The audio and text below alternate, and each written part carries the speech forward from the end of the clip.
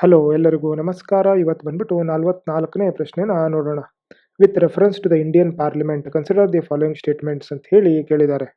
First statement ಬಂದ್ಬಿಟ್ಟು a bill pending in the Lok Sabha lapses on its resolution.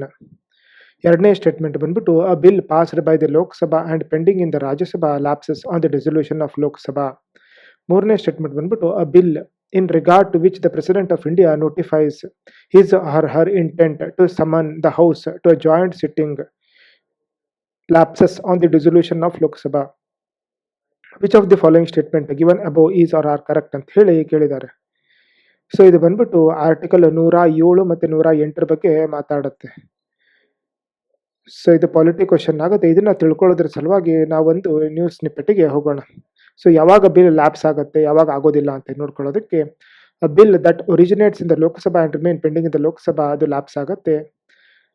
ಅದೇ ರೀತಿಯಾಗಿ the bill that originate and pass in the Lok Sabha but pending in the Rajya Sabha ಅದನ್ನು lapse ಆಗುತ್ತೆ.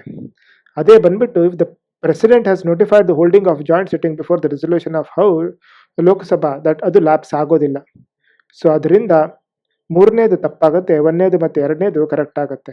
Answer ಬಂದ್ಬಿಟ್ಟು B ಆಗುತ್ತೆ. ಸರಿ, ಹಾಗಾದರೆ ನೆಕ್ಸ್ಟ್ ಕ್ವಶನ್ ನಾಳೆ ನೋಡೋಣ. Thank you.